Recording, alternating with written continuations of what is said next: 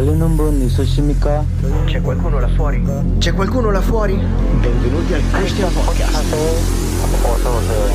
이 세상에서 마지막 레디오.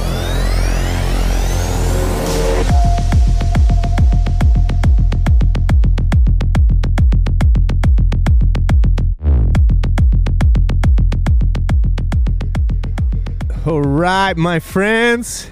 Well, you guys know it. This is the Christian podcast, and I'm the real Beto Gudinho. This is the real Beto Gudinho, not the avatar, because I'm at my favorite coffee shop here in Costa Mesa. But my avatar will come right after, and he'll hang out with you for the rest of eternity here in the meta-net. Not the metaverse. Like, what is metaverse? No, the meta-net. So, I'm excited to be here with you guys live, broadcasting from my favorite coffee shop, which is, I'm not going to tell you right now, but I'm going to tell you who I'm sitting with, which is my friend, Kretzu. So let's welcome him to the show. Chris, how are you doing today? I'm good, man. Thanks for having me on. Awesome. Well, man, I mean, this is so good. It's my first ever out of the office episode. So this is interesting. We're at a coffee shop. There's music in the background. Maybe some of you are even like, no, my music with the music in the store is clashing. I don't know, but it should be good. You know, we got microphones and everything, and we're drinking coffee, man. What are you drinking? Well, this is my second coffee of the day, so I just went for a regular coffee with a little bit of cream in it. In the last hour. Yeah, that's exactly right. What about you? What you got over there? It looks fancy. I think it's a latte, right? Yeah. So I see the art. Oh yeah, it's beautiful. On the top. It's not anymore because I'm about to sip it here.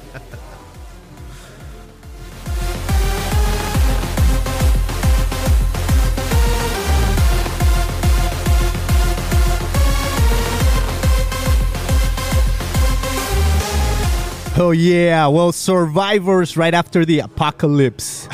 I got a question for you. Is the pandemic over? That's what I want to talk about today, man. Remember when we were talking in our, well, I don't know if you remember, but in our first, well, I want to say this first. I don't know why, but I started the Christian podcast during a pandemic. Like 2020 was the year I launched Christian podcast, yeah. Right? Out of all the years you could have done it. But you were one of my first conversations. And I think it was titled Hope After Easter, or What Does Hope Look Like After Easter? But now I feel like when we were talking back then, we were talking about, wow, our kids are in our homes. Our kids are not going to school. It's chaotic. And then we were almost like joking about, man, that day when we just drop off the kids and just launch them into school. When we become empty nesters again. Right. Empty nesters, at least for 7 hours, for right? 7 hours, Monday 7 through 8 Friday. hours. But let's just start with this. Is the pandemic over? Yeah. Honestly, I feel like there's probably a few different ways to answer that question. From a medical perspective, I don't know that I have the answer. It feels like here in, I live in Costa Mesa, Orange County. It definitely feels like it's not a significant thing. But pandemic, it gets that term because of a global piece, right? There's like a global issue. And one of the things that Americans are really good at is not thinking about other people, and we just really focus on ourselves. Say that again, man. Say that again. I said one of the things Americans are really good at is not thinking about other people. Ouch. Yeah. If it's good in my neighborhood, then it must be good everywhere. If I'm not struggling with something, then nobody's struggling with something. And if I'm facing an ordeal, then then the whole world should stop. So it's an interesting thing to process through. But I think that we're definitely coming out the other side of it, and I think there's a lot of other issues that we're facing that are maybe emotional pandemics, maybe social pandemics. Wow. That's, yeah. But yeah, the medical thing, I feel like, there's been a shift for sure. Wow. Yeah, and I mean, it's so interesting because, when the pandemic was starting, I remember, like, my mom lives across from me. Like, I can see her house and her window. And I remember she went shopping, right? And this is like the first week, like the shutdown. Like, nobody's out. It looks like the apocalypse. No cars in the street. No people in the street. Maybe a few people, right, going to the stores, buying with the mask and, like, don't touch anybody.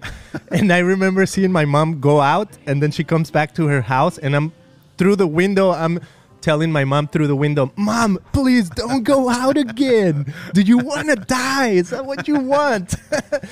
So I think I did have a version as the pandemic was starting and things were shutting down that, wow, this is, I mean, I'm not saying it's like you're saying, right, medical perspective and all that. It's real. Yeah.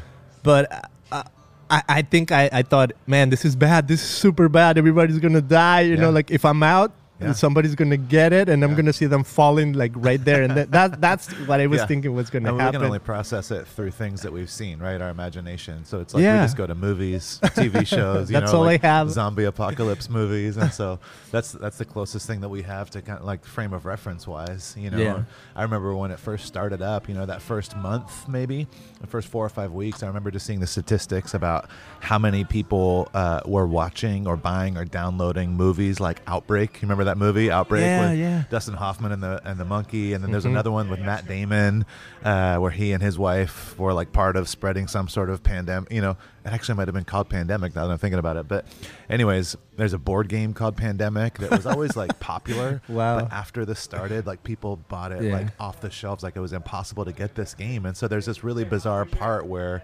we have this, I think, this fear about these types of things, but then we also are fascinated by them, and we try and kind of lean into them a little bit. So I don't know. We have weird ways of dealing with things, I think. Yeah, we do. And I mean, man, you're a pastor, and we were talking in the episode, like, if you are listening right now and you want to go check it out, I think it's the third episode. I mean, super early in my my stages of becoming a podcaster. But I mean, you're a pastor here in Costa Mesa, and one of the things I've noticed, even coming back to school, seeing you taking your kids there versus, I mean, I have a lot of friends who are like, I'm taking my kids out of school, I'm gonna put them in private, or they're doing homeschooling because they don't like the way education is going and things like that. But from a pastor perspective, like, why do you decide to engage like in public education? Like, no, let's go back to school. I mean, schools are opening, let's go back there. What made you decide, I'm going to go back to it? Well, mostly because I was terrified to have my kids in the house any longer.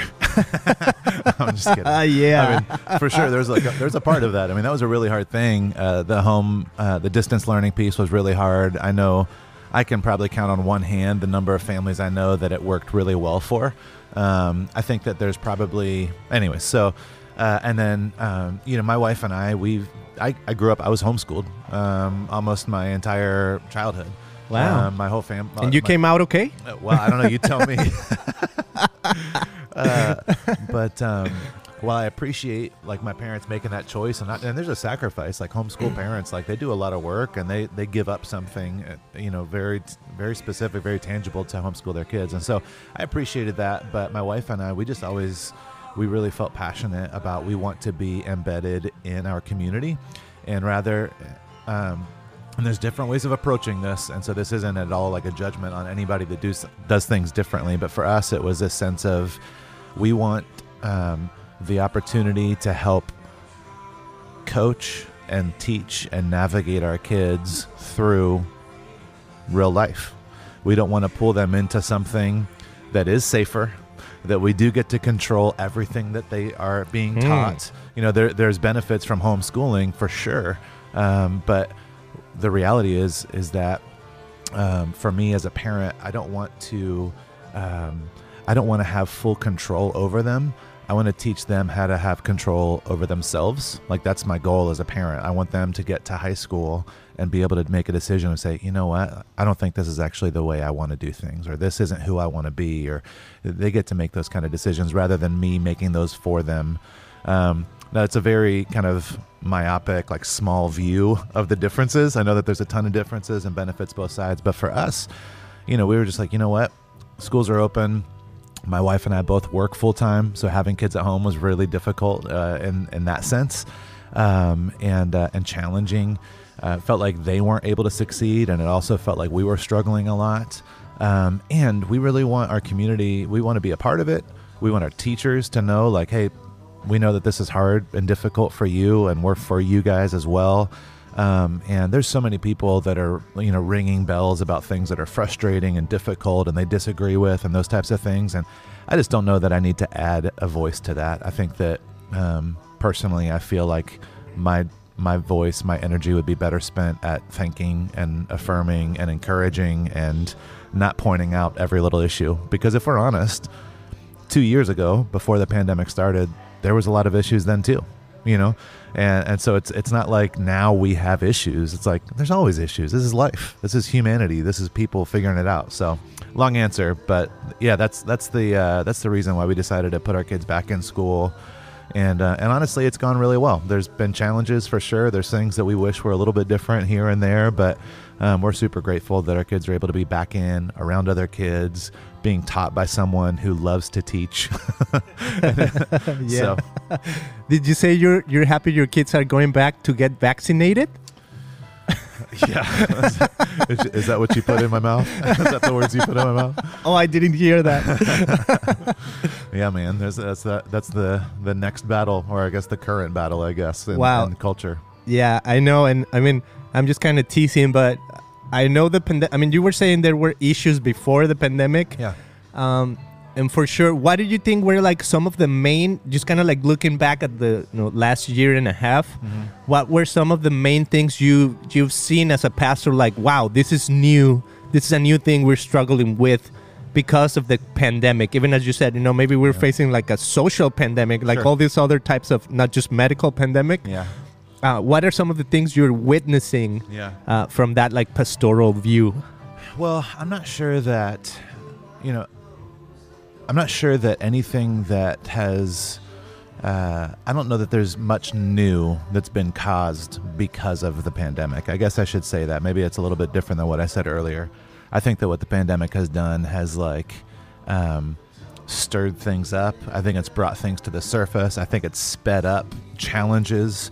I think it's also sped up good things and growth and positive things. It's not perfect, but for example, our school district has had to figure out, okay, we need to make sure that every family has access to a computer and internet, and it's not perfect, but they have made steps and strides to go that direction. And that's something that they should have already had. Our school district should be able to provide that for families that don't have access to that. So there's been things that have been sped up in good ways and in negative ways. And so I think a lot of the social things, the political things, disagreements, and it's more than disagreements, just the vitriol, the angst against each other.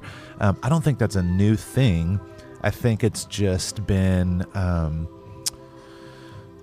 forced to come to the surface. And I think that, I think that people have really taken advantage of the opportunity to divide people. There's a lot of money to be made in fear. When we make people. Wow. Say that again. Yeah, there's a lot of money to be made in fear. Wow. And I'm not saying that there's nothing to be afraid of, but the more you can pit somebody against something, the more that they will be prone to make decisions to protect themselves or to attack something or whatever it is. And so I think that, as you look at marketing, media, as you look at news, politics, all that kind of stuff, I mean, it doesn't feel wrong to say that you're not going to hear a politician on either side talk about like how it's possible to work together again. Like everybody on both sides is basically like, we have to defeat the other side. It's always the other side that's evil. Sure, yeah. Right. There's never any issues on our side. It's always on the other side. And if we don't somehow defeat the other side, then the world is going to fall apart, or your freedoms are going to be taken away, or, whatever the things are, And so I think that there's I don't know that everybody's necessarily intentional about it, but we get wrapped up in this thing. And those of us that are listeners, like there's listeners to this podcast, there's listeners to news, social media, like whatever it is, we get wrapped up in this way of thinking, and it starts to infiltrate our minds. And so we end up kind of buying into, well, I did already disagree with that side or that view or that perspective, and now here I am. And if we don't defeat the other side, then we're all going to die from this pandemic. Or if we don't defeat this other side, then our country is going to become, whatever, So, yeah, it's a difficult thing. But I think that really, if we're honest, and it's a, Christian podcast, but it is, man. It still is. It's somewhere in the name, I think. But I think that there's a piece where our broken nature as humans has been given the freedom to kind of run rampant. And I think in a lot of ways it goes back to, the creation poem. It goes back to this tree that's in the center of the garden, the knowledge of good and evil, which I think in a lot of ways is God's, it's like God's no trespassing sign for who we are as humans to make judgments on, who is in, who is out, what is right, what is wrong. Now we can discern things, but I think that, one of the greatest aspects of our brokenness is that we are constantly judging, and we are humans. We're not all knowing like God is. He invites us to be loving. He doesn't invite us to be all knowing, and so I think that we really struggle with that because we cannot judge people and love them at the same time. And as I look at the gospel, I look at what Jesus says, we're invited to really love others as Christ has loved us. And so I think that there's this piece for us where it's like, if I'm judging someone in a condemning type of way, I am unable to love them in a Christ-like way. And I just talked about this past week in one of our services, so it's a little fresh in my mind. But, there is a discernment that we're invited to. Jesus actually says in John 7, he says, I want you to judge correctly. So there is this invitation for us to judge people or to judge things. But it's a tricky balance because instead of judging things and situations, we tend to judge the person, we judge the heart, we judge the worth, the value of individuals or of a group of people. And that's where we really get ourselves into trouble, I think. So what you're saying is we need to find balance. Right? Mr. Miyagi? I mean, that would be a gift to find balance for sure. Wow. Man, that's so good. You said something like God invites us to be loving, not all-knowing. Yeah. Let's dig into that a little bit more. So invites us to be loving. So we as humans we're not all-knowing. Right. As humans. Yeah. Right? We can know something, but we don't know all. Yeah. But God is all-knowing. Yeah. Right? So therefore, it's almost like it's interesting because he didn't put all knowledge in us. Yeah. But he put the capability to become loving. Mm-hmm. But becoming loving needs knowledge of something, right? Doesn't it? Can you be loving being like naive, or is it intentional? Is love intentional? Yeah, that's a great question. I think that maybe, big maybe there. Yeah, I think that maybe the truest form of love. I don't know that I would say it's naive, but let's consider an infant who loves its mother foolishly because that mother could do anything. Nobody is more vulnerable than an infant, than a child. But there is a sense that kids continue to believe, why would this person ever do anything to hurt me? So I wouldn't say that necessarily love is naivety, But I would say that there is this aspect of innocence, of vulnerability that comes with love. And as we get older and we experience hurts and pains, we actually protect that self. We protect that kind of inward aspect of ourselves, and we're hesitant to love people or to love things because they have hurt us before. So almost that knowledge of past experiences gets in the way of us being able to love well. Yeah. Wow. So I don't know if that makes sense. No, yeah, it makes sense because I think right now the thing that's coming to my mind, it's kind of like when Jesus says, you know, unless you become like a kid, right? And I think that's a little bit of that innocence side of it. But so I guess when you're a child, right, you believe whatever people tell you about life, about anything. Yeah. So you have that innocence, and you're kind of like, in a sense, you're dependent on other people's input. Mm-hmm.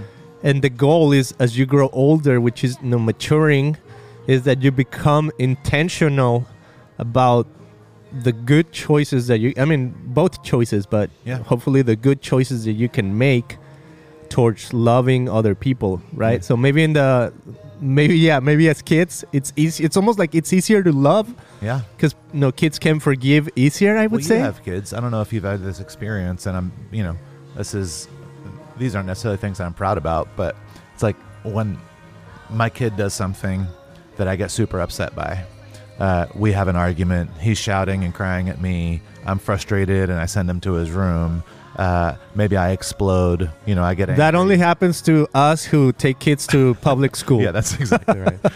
So I handle the situation in a way that I'm not proud of. I think he handles the situation in a way that I'm also not proud of. I don't love the way he responded. He forgives me faster than I forgive him every single time. Wow. Every single time. Yeah. And it's not because he's more mature than I am. It's because he hasn't been hurt. This is my opinion. I think it's because he hasn't been hurt in life enough to wonder, does he really mean it when he says he's sorry? Oh, yeah. Does he really actually feel remorse? He hasn't been through like the battering ram of life to have those second or third types of thoughts. In his mind, it's like, well, it's my dad. And even though he was pissed because I wouldn't let him play a video game or whatever the thing is, it's often stupid stuff. But he always is ready to come back to the relationship faster than I am. Oftentimes I'm like, he like wants to cuddle and I'm still frustrated. It's like, I don't really want to cuddle. I'm still bothered by this kid or whatever. It's like, again, I'm not saying that's the ideal. I'm just saying, like, that's the reality. My kid is always ready to reconnect faster than I am. That's because I've had 39 years of life. And in that life, I've had, physical abuse from my parents. I've had, betrayal by friends. I've had failed relationships, all these different things, the way we all have. And those all shape my willingness to be vulnerable in love. Even with my own 6-year-old child, I'm scared to be vulnerable in love because life is hard and we all get chipped. Yeah. And so interesting because you're basically saying there's a knowledge in our life that becomes baggage, right? There's a type of knowledge or that can become baggage, right? Or what we call baggage. Yeah. It's really knowledge, and it's baggage because we're carrying all these events in our life that maybe hurt us or that we had to deal with they weren't necessarily fun or hopeful or full of joy. It was all the opposite, and that becomes knowledge almost like against us, I would say, right? Or that we have to wrestle with or battle with as we get older. And I mean, isn't that interesting that there's also this other knowledge? I don't know. I mean, when I think of Jesus and the Bible and things like that, right? Like the knowledge of who Christ is and the knowledge.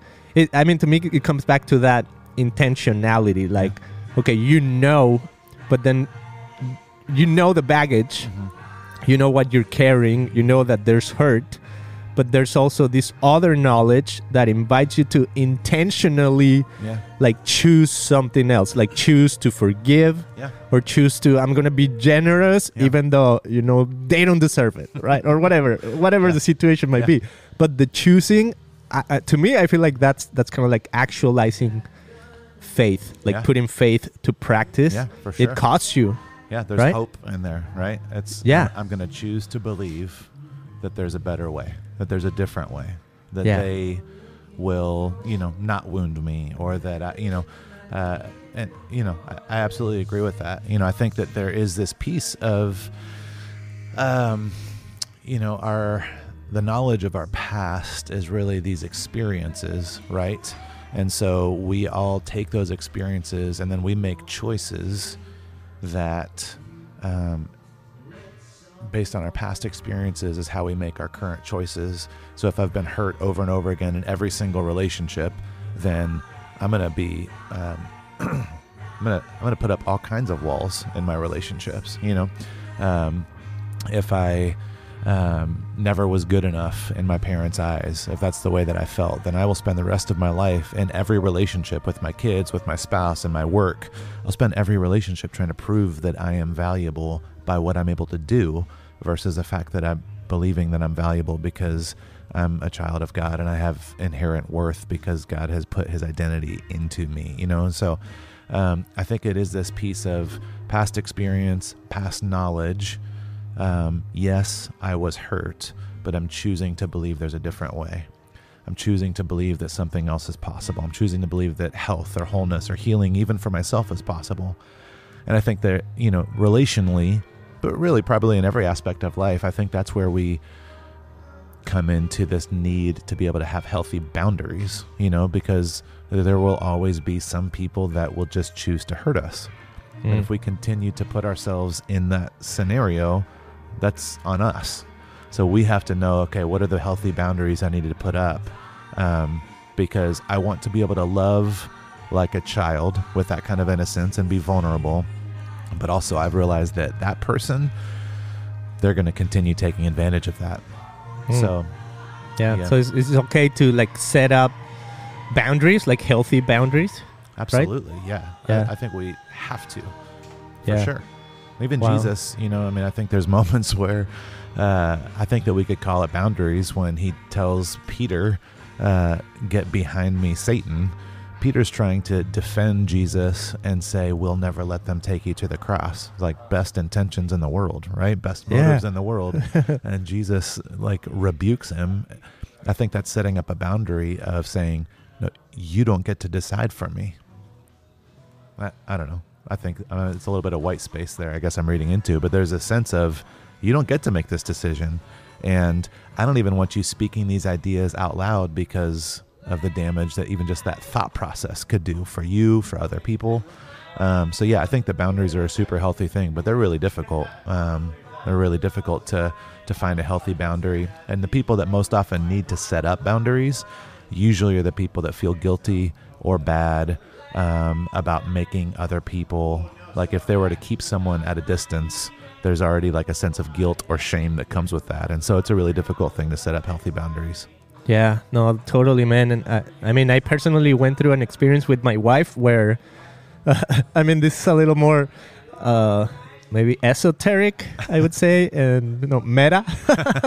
But it was a little bit of this idea, good vibes only type of thing. Setting boundaries in that way where it became super unhealthy, right? It was like, oh man, like now you're setting up boundaries for anything that nobody enters your circle. And I think it just became an unhealthy boundary, right? Yeah. I think that, a boundary line, if you think about a boundary line, I grew up in the South in North Carolina, and, everybody's property. Wait, how is the South North Carolina? That's exactly right. Right? There's a South Carolina too, but North Carolina is still in the South. I need to do mental gymnastics right now. But there's this reality that, boundaries give you a sense of freedom. It's like, I know I can do whatever I want inside of this property line, and other people are welcome to come on my property with my permission, that don't take advantage of me, that aren't stealing things, And so if you start to think about boundaries less about like, oh, I'm going to keep people away and I'm just going to protect myself, and you start to think of it more in like a property line of like, okay, what is mine? What do I want to protect? What do I want to cultivate? and who are the kinds of people that I want to let in to be able to join me in that process. Because the reality is that we need other people. We were born to have other people. We're made to require relationships. And so I think that we have to find people that we are able to invite into that space, into our lives, into our property lines, to help us cultivate and grow and become who God intends for us to be. That's so good, man. Wow, that's a lot of wisdom right there, and I love it. Like, have this property line, and I love the cultivating, because I mean, there's a truth I learned when I was in my teens, and I mean, it's a biblical truth, right? It says a man will reap what he sows. Yeah. Right? And I think it's that invitation to, hey, who do you want in your garden, right? Yeah. Who do you want in that place that can make you flourish, or maybe flourish together? I want to move on to this idea of, I always say, even since I started the podcast, I've been digging more and more and more into what the future means. And even there's a podcast you did with my wife a few years ago in which you were saying, like, hope gives you a vision of what the future can be. And if you were even mentioning it a little bit ago about, like, this idea of, like, okay, we have this baggage, this knowledge, whatever it comes with, right, with good and bad. Yeah. But then there's hope of, can the future look different? And I mean, one question would be, like, is this ultimately a Jesus thing? I mean, is Jesus the only one that offers this type of hope in the future? Or that's it? I mean, can people find it maybe, I don't know, like in other religions and things like that? Or let's just start right there. Like, how can we create a vision of a future that's hopeful? Sure. When we have all this baggage? Yeah. How do you help people, even as a pastor, like when people come with problems? Yeah, for sure.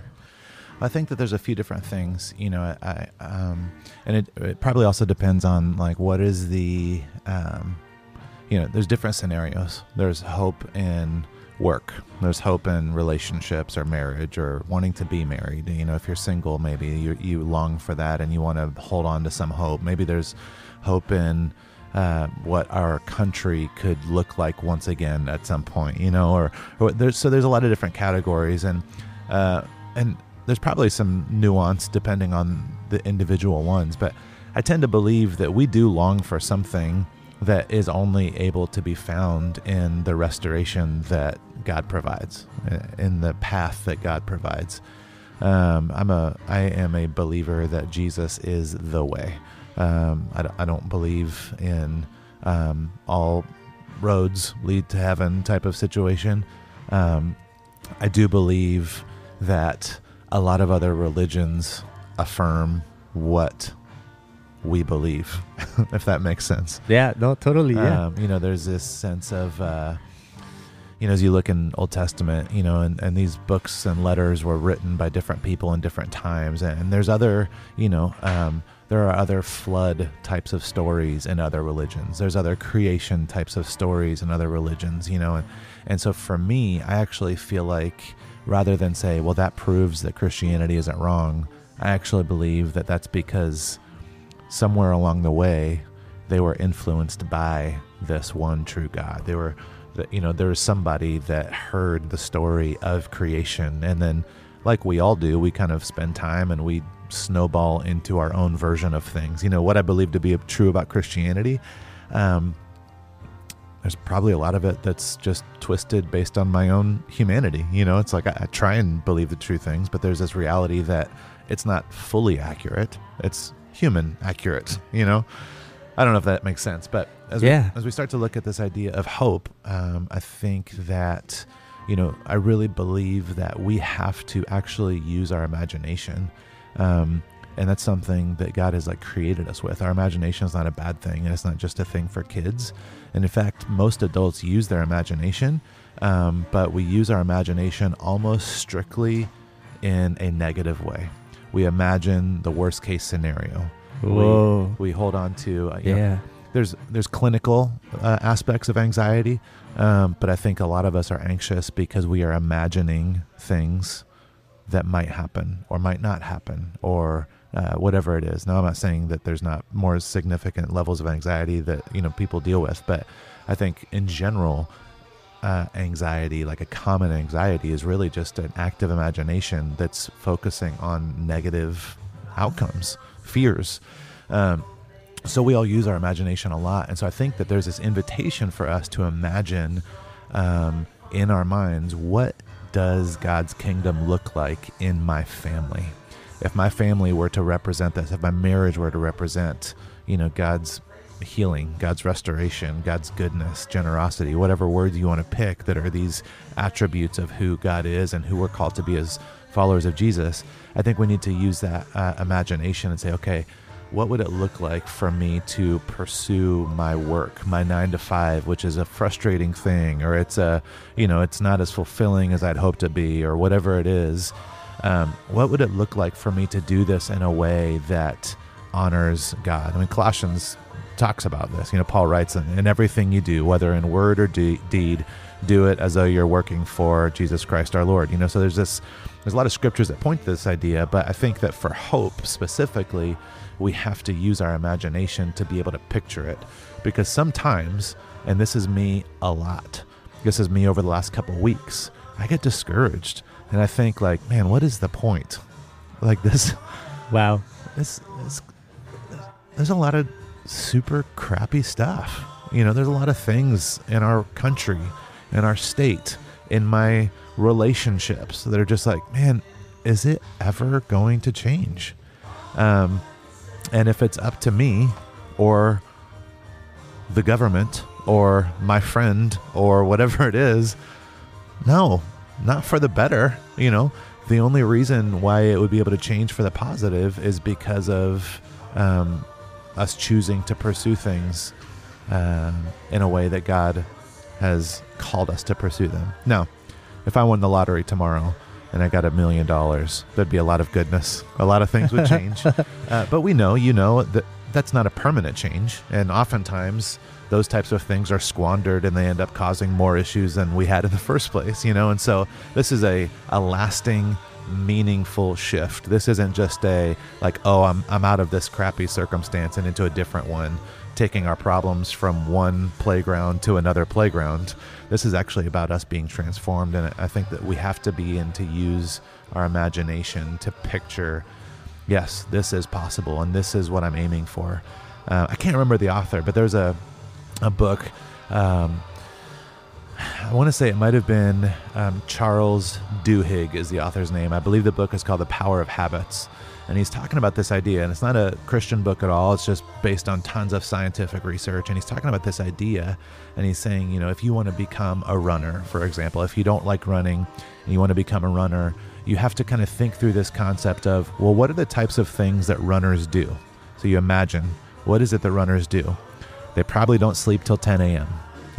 They probably don't eat fried chicken for breakfast. I'm using ridiculous examples, but you're using your imagination. Like, okay, let me imagine what a runner does, and let me just start doing those types of things. And I think that there's this connection for us as it comes to hope, as it comes to restoration, redemption. It's, well, what does the way of Jesus look like as I navigate a decision whether or not to put my kids in school? As I navigate a decision whether or not I want to protest at the school district offices, as I navigate a decision on whether I want to, whatever the situations are in my relationships, what does it look like? What kinds of things would a Jesus follower do in this situation? If I was, the perfect Christian, what would the perfect Christian do? Now, that's a dangerous question to ask because I don't know if there is one, but we can use our imagination to be like, well, they would almost certainly be loving. They would almost certainly defer to another person. They would almost certainly be generous with what they have. Like, we can use our imagination to think these things. And when we start to think about that, we're left with no room but to actually just move in that direction. And it hurts. It's not easy. But I think that there's a piece of what are the types of things that a Jesus follower would do in this marriage? in this parenting, in this friendship. Wow. Yeah, love it, man. Thank you for this invitation to use our imagination. I mean, when I think of imagination, the first thing that pops in my mind is like Walt Disney and Disney, going to Disneyland, and how you got to believe in magic and use your imagination for this and that. But I mean, that's beautiful. I think it's great to come up with whatever, right? Like imagine awesome worlds and things like that. But to use our imagination to create hope for our future, or to create a future that we can be hopeful for, that's a great invitation. And I think I agree with you a lot when sometimes when I look at the world, I'm like, well, maybe hope is not for this planet. It's for heaven, or for that other realm when we die, right, and we go to heaven or whatever. But it's so interesting that the invitation of Jesus is, even when he prays and he says, your kingdom come, your will be done on earth as it is in heaven. So it's almost like he's saying, there's a suggestion, and I don't know, people might take it differently, but things can be better in this world, in this lifetime, in this, right, in our reality. Don't wait to heaven. Yeah, absolutely. It can happen here. Yeah. Right? There's a lot of mystery, I think, around this idea of miracles and God answering certain prayers or not other prayers, God showing up in certain situations and not other situations. And I don't have all the answers to explain exactly why some. You're not all knowledgeable. But I think that there is this, for me, it helps to recognize that there is a spiritual battle going on. There is a spiritual realm. I do believe that. And I think that the world, even though Satan has been defeated, there is still a darkness in the world. And I imagine it kind of this covering of the world. And there's a lyric by, there's a singer, a band named Sleeping at Last. And he has this lyric talking about hope. And he talks about how, essentially, he's referring to how God's power or hope or miracles break through, but he articulates it in this way that's always just like this beautiful image. He says it's like a firework tearing apart the dark. And as I think about that idea of like, what is a firework? In a lot of ways, like, yes, it's an explosive thing that's illegal in Costa Mesa and, whatever it is. But it is just, the sky is dark. And then even though it's not literally ripping darkness, there is this like breakthrough of light in the midst of that darkness. And I think that there's these moments in our lives that it would do us a huge benefit if we actually recognized it as, this is goodness tearing apart the darkness. This is God breaking through in this situation, this miracle, or this, relationship that's restored, or this, whatever it is, this prayer that was answered. Yes, it doesn't happen every time I pray. It doesn't happen every time the way I want it to happen. But when we see the light tearing apart the dark and breaking through into the darkness, I think it does us a benefit when we acknowledge it, we recognize it, and we categorize it the right way, because that's the fuel for hope, right? That's the, what? That relationship is healthy now, and it didn't used to be. I worked through this challenge. I'm not struggling as much with fear or with addiction or whatever. That's the fuel of like, God is doing things. I am changing. We are growing. Hope is here. But oftentimes I think that we just don't necessarily categorize things the right way. We move on to the next thing, or maybe the bigger problems or the next problem or whatever it is. So, I think I'm rambling, but that was so interesting, man. Talking about categories, this is how I would love to end, because I think I categorize episodes with emojis. Okay, perfect. Emoji reactions. So this is what I want to do. I have 5 emojis on the Christian podcast, and I thought, it's a Christian podcast. We kind of talk about spiritual things, and then there's belief involved in Christian anything.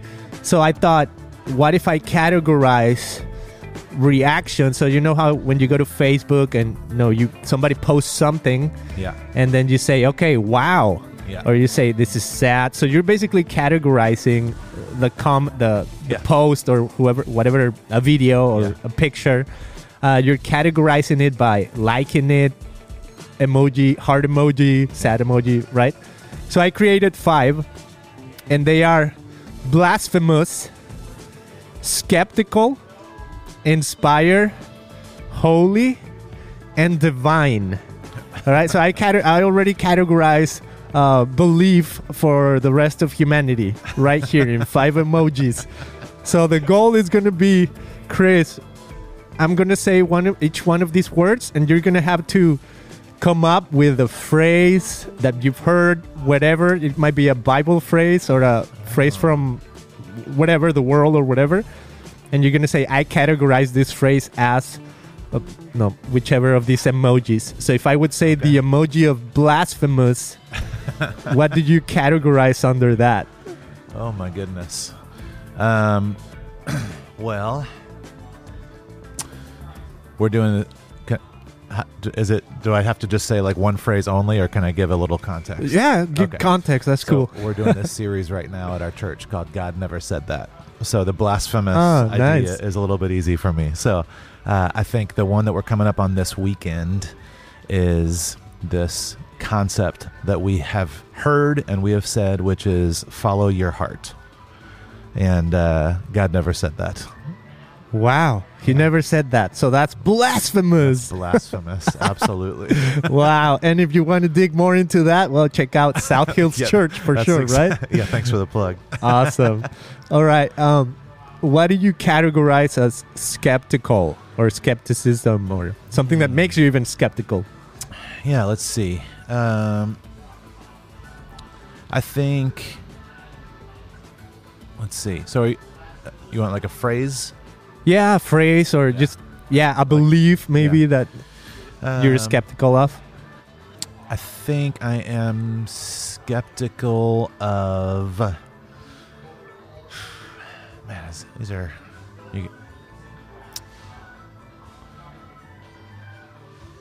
I'm skeptical of people that think that they will be happier or more fulfilled if they move out of California. Oh, that's a good one, man. Yeah, to Texas, right? Or whatever. I hear a lot of that these days. And as someone who's lived in a number of different states, I'm skeptical that they're going to get what they are looking for. Wow. Texas is not the answer, people. Are you hearing me? Texas is not the answer. You're for sure going to lose all of your listeners from Texas. Oops. Texas, we love you. Hey, I'm voting for Beto O'Rourke because he's got the same first name as me. Best name in the world. I've got some great friends that live in Texas, and I still don't know why. Wow. All right, skeptical. Inspired emoji. Something inspirational, something that a thought, an idea, a phrase that you find inspirational. Well, I think one of the things that really inspires me the most, I really love art and music. And there's an artist, he goes by the handle of Scott the Painter. And he actually lives in Texas now, funny enough. Wow. I know. And he's friends with Bob the Builder. And Chance the Rapper. Oh, yeah. There you go. But he's an artist. He's much more than that. But he really uses imagery to help communicate spiritual ideas and for people to wrestle with spiritual concepts. And consistently, the stuff that he produces is super inspiring to me. So Scott the Painter is a great artist. You got to check him out. Awesome. Something holy. Something holy. Let's see. Last night, I made a dinner, and we had some friends over. And I don't know if I can say this. You can bleep it out if you want. Okay, here we go. But we had a So good. No, we had a glass of wine and just this really good meal. And for me, there is just something so holy about that. It just is like, there's something about the connection that happens in that kind of space around a table that is just, it's always so filling to me, and it makes things feel, holy. Nice. And the last one, something divine. Something divine. Man, these are hard questions, dude. Yeah, it's just emoji based. Can you believe it? I would say something divine.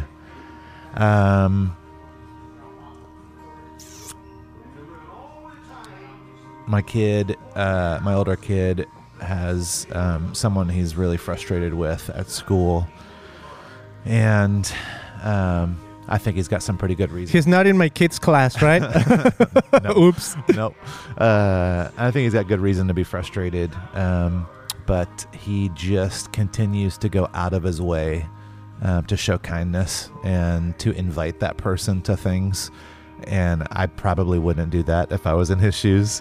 And I just think that there's something so good and so divine about his ability to continue to include others. Wow. There you go.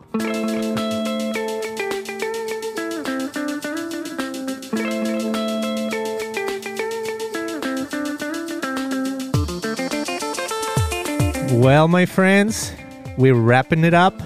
I hope you have enjoyed this session of the Christian Podcast live from my favorite coffee shop.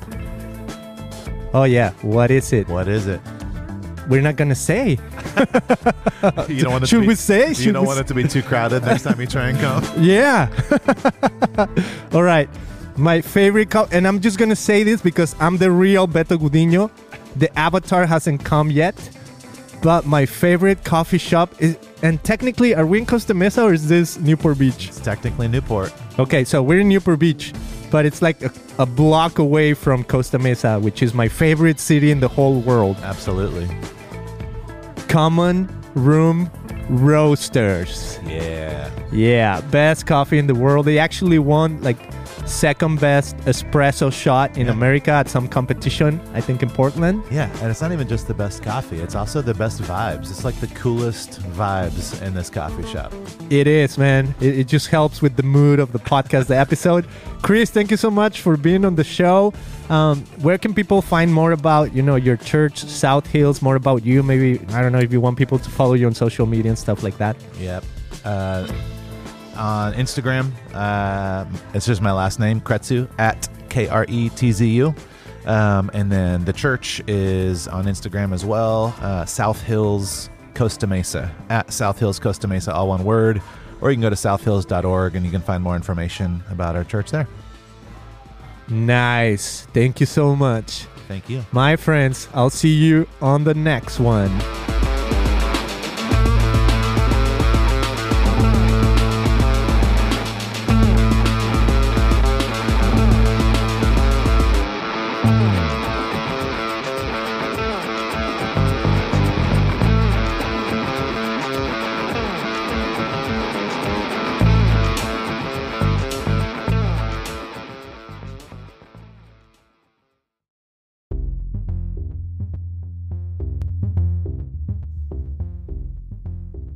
Hey, what's up, my friends? This is the real Beto Gudiño, not the avatar, and I just want to thank you for listening to the show.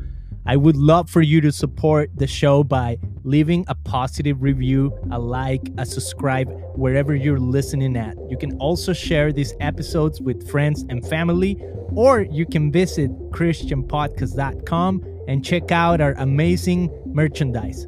All right, guys, I'll see you on the next one.